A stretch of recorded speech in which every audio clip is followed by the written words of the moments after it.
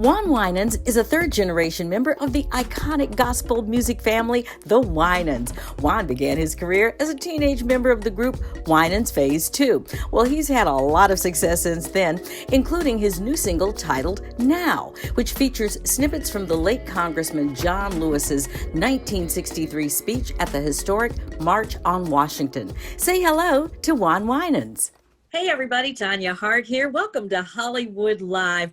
Well, my guest today is right now, I think it's number 7 on the Billboard charts with he and his wife. Of course, I'm talking about Lisa and Juan Winans. They are number 7 on the Billboard gospel charts with their hit, It Belongs to Me. Say hello to Juan Winans. How are you? I'm doing fantastic. And how are you doing? I'm doing great. I mean, you know, we're all here. It's the holiday season all of a sudden, and yes, we're still in lockdown. But other than that, yeah, but there is a joy that seems to come along with the season that I think is much needed for all of us. So I'm welcoming that feeling and that atmosphere and that sense of just gratitude. Yes, because actually, if we're all still here and breathing, that in itself is enough gratitude for me right now. Yes, okay. Indeed. So Indeed. Juan, you know, being third generation of the Winans family, your family, and I'm from Michigan. I'm not from Detroit. My family's from Detroit, but I grew up in Western Michigan. Okay. And so I've kind of grown up with your family, and I'm going to tell you a little story when we get to the end of this. But What was that like for you? Because you've been out there, you and your brothers and cousins have been doing this now for a long time yourselves. Yeah, you know, music is kind of just an institution for us. It's always been there for me. I know it's always been a part of my parents' lives and my dad and his family. And so it really is kind of as natural as breathing and eating and kind of going to church. It's just a part of our lives. I never wanted to personally be in music or a singer or a musician just because it was so expected. And so I kind of shied away from that. Not kind of, I did until I was probably about 16, 17. And then I really felt like, okay, God has given me this gift. And I started to really see the purpose that could kind of accompany the ability. And then the moment I said, okay, well, Lord, I think you want me to do this. I want to do it. Doors just kind of flung open. Sony Music and all of these different opportunities presented themselves and everything kind of lined up. So, yeah, but yeah, music it's a big part of our lives. Well, you know, the thing about the Winans family, though, you guys really brought gospel to the mainstream in the sense of, you know, worldwide. People have always known about gospel, church music, spirituals, and all that kind of stuff. But it wasn't until really the Winans started doing the Christmas specials on NBC way back in the day. I don't even know if you remember that. It's been so long ago. I do remember. I do. And that's when it kind of opened it up to the world. What do you remember about those days?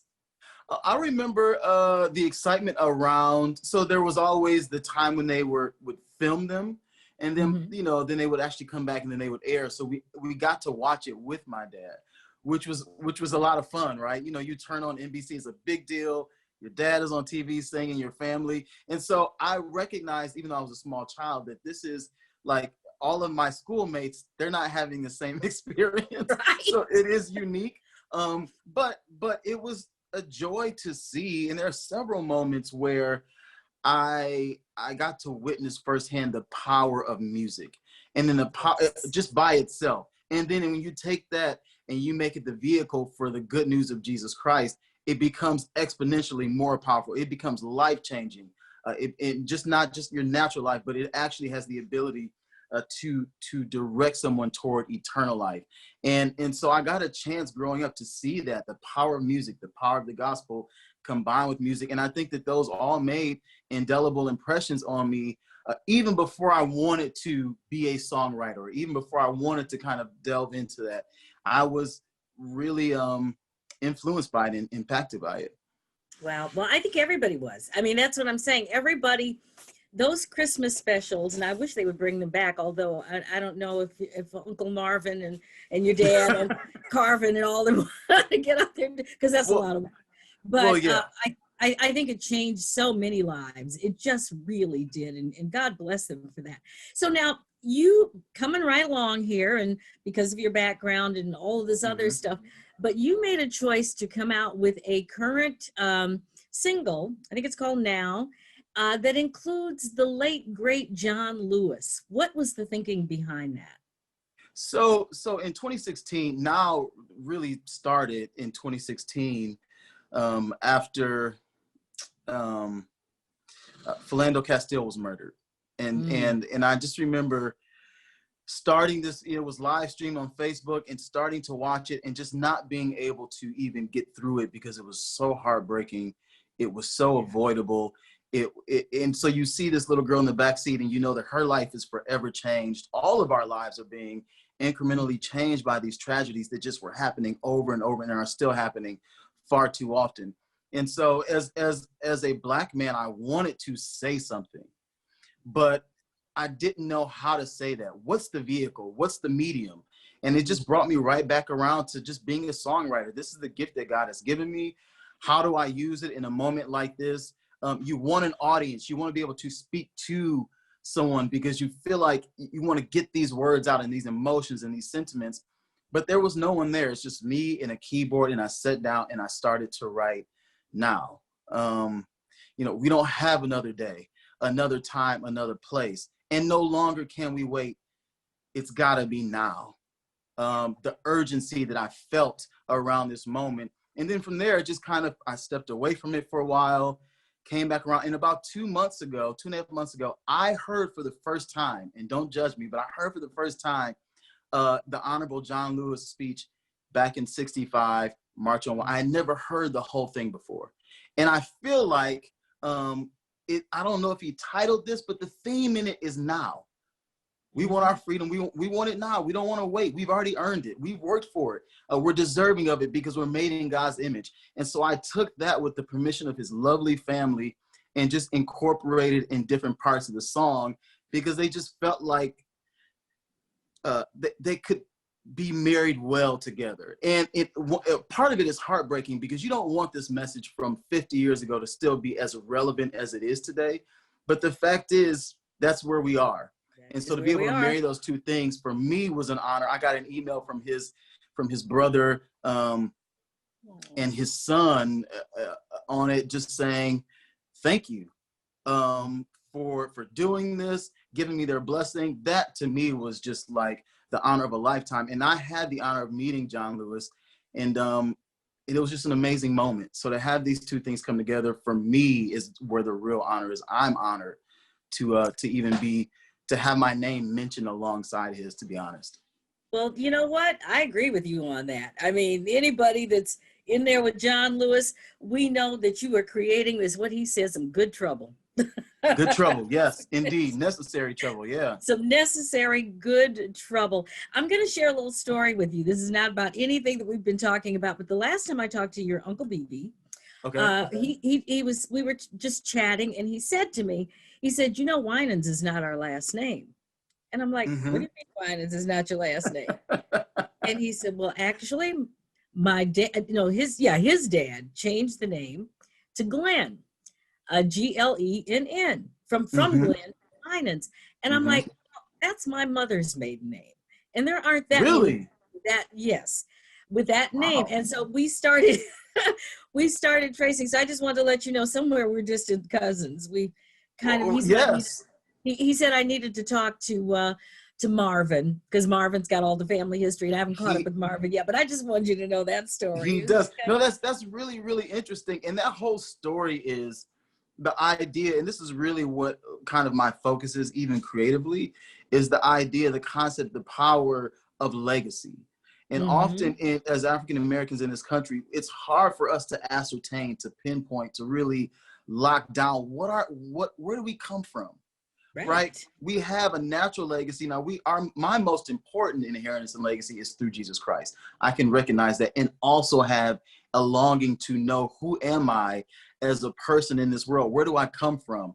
And so I've thought a lot about legacy, even creatively from the songwriting standpoint.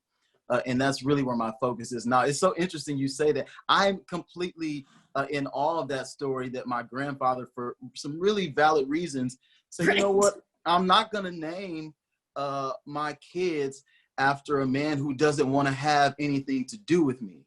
That's right. But then as he lived his life, and God came to him and really convicted him about this, and he changed the name. And I think in that name change, there was an inheritance, there was a legacy that was passed on. It wasn't perfect, but it was in the plan and the purpose of God. And I'm excited about that. Yeah. I'm grateful. I'm grateful for it. I know. Well, I was just grateful to hear that story. And I'm like, wow, you never know, you know? It's a really interesting story. And it's probably not it's not like a rated G story either. It's not like a PG story. It's a real life story. And it talks about the power that God has to redeem and to use anybody and everybody who is willing for his service and for his glory. And so that's what I love about the story, is that it's really this 180 of faith. Oh, yeah. You know, this was a 360 by the time we finished up with it. I still haven't talked to Marvin. But all that being said, so, you know, as part of being a millennial, you know, in this particular time that we have reached, what would you say to your peers about faith? Because a lot of people honestly have turned away from faith, or, you know, a lot of people weren't even going to church before this happened. And then all of a sudden you look up and you can't really go. So what would you say to people, you know, in your age group and younger and even older, about keeping your faith in today's world? There are some things about all of us intrinsically that are just innate in who we are.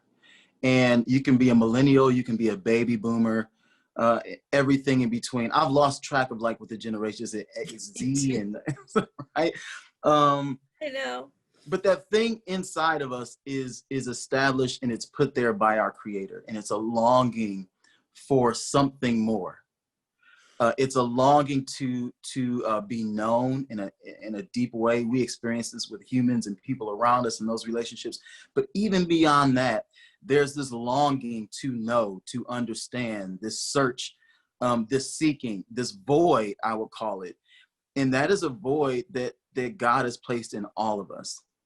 Faith is the beginning of starting to fill that void, because it's meant to be filled with a relationship with your Creator, the one who knows you, created you, knows your deepest desires, and ultimately knows your purpose on earth. So I would say to millennial or a baby boomer or whoever you are, if you are feeling that desire, you're feeling that longing, that is God saying, hey, I'm here for you.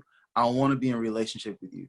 I have a plan and a purpose for your life. And I think often for millennials and for young people, you feel like aligning yourself with the plan of God means you're going to miss out on something. But I am here to tell you, not only do you not miss out, you actually enter into a place of fulfillment, purpose, satisfaction, and ultimately success. I think sometimes in church we use this word success, we act like it's a bad word. It's not a bad word. God promises people who follow him in his word, hey, I will give you great success. I will be with you. I'm not a loser. God is a winner. And when we link up with him, we become victors. So what I would say is, hey, don't ignore that still small voice. Don't ignore that longing. Don't try to satisfy it with things that are never going to really, truly satisfy you. But take a moment. God is not afraid of our skepticism. He's not afraid of our doubt. He's not afraid of our anger, our depression. He's not afraid of any of those things. He's actually saying, hey, I got a plan for all of that stuff. Right. You know, You're just so come right. to me for what that is. So that would be my encouragement. So when are you going to start preaching? If that's preaching, then I guess, you know, I'll just be doing that to the day I die.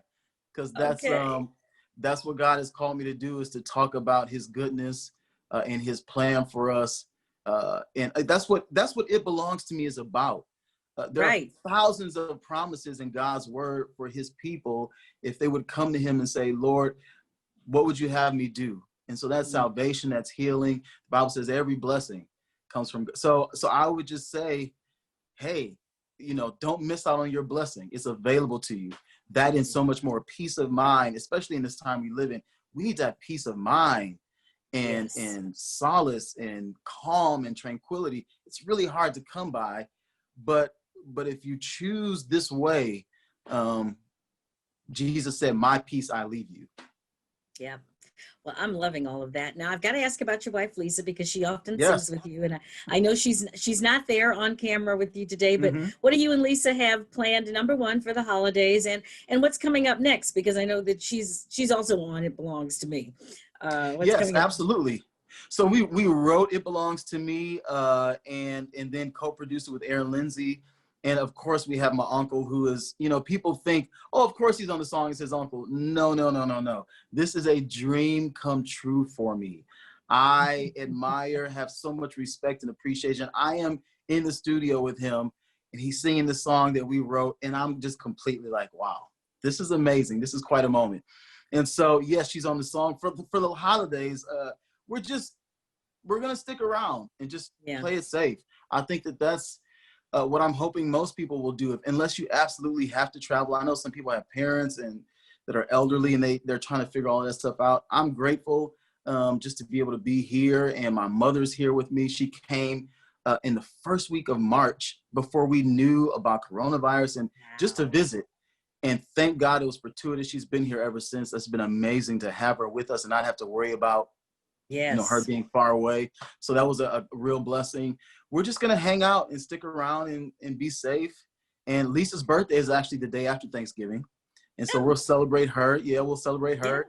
And Lisa's an amazing chef, cook extraordinaire. So we're gonna eat good, not too good, and not for too long. Right. It's um, okay. It's okay. It's Thanksgiving. It's okay. Yeah, we'll do like the weekend. We'll have a good weekend, and then we'll be Right. done. But yeah, we're just gonna enjoy one another, like you said earlier. If you're alive and you're healthy and there's a lot to be grateful for. So we're just gonna count those blessings. And of course, my daughter Sophia is like full on entertainment all the time. All the time. And I know you mentioned she's back in school, and I know the parents are happy about that one. Yes, Oh, indeed. yes, very much so. Oh, Juan, thank you so much. Oh, thank Um, you for having me. I really appreciate it. oh, absolutely. And for everybody, where can they find you? Where can they find your new music? So Now is out. It's been out for a couple weeks. It's a song I'm really proud of. It's a song that I hope will speak to people for generations to come, because there's a lot to be contended for even now. We've got some victories, but there's a lot to keep progressing and marching forward. So that's everywhere. That's Spotify. That's Apple Yeah. Music, YouTube, wherever you hear music.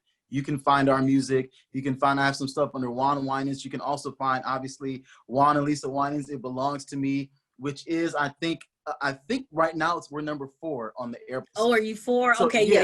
yeah, so You're headed for number one on that one. It's a thank you. great song. It's I a great received song. that. Thank you. And Yeah. so check that out. I hope it blesses you. Our prayers that when you hear that song, you will feel the power, the presence, and the love of God. Well, we always do that with the Winans family. Thank you Oh, for all you've given thank you. all of us, and to just keep us going during the holiday season, and come back again after we Oh, I would figure love out, to. if how related my mother was to your family. No, we should figure this out, and next time we'll have like some answers for everybody. Right. But the fact that you're from Detroit, you're automatically family. Like I Well, love that's Detroit true. with all my heart. Yeah, Yeah, that's true too. That's a whole other story too. yeah. But anyway, yeah, there you go. Well, God Juan bless. Winans, thank you so much. God bless you, as always, and God bless we'll you. talk to you again soon. Well, take care. Be well. You too. Thanks.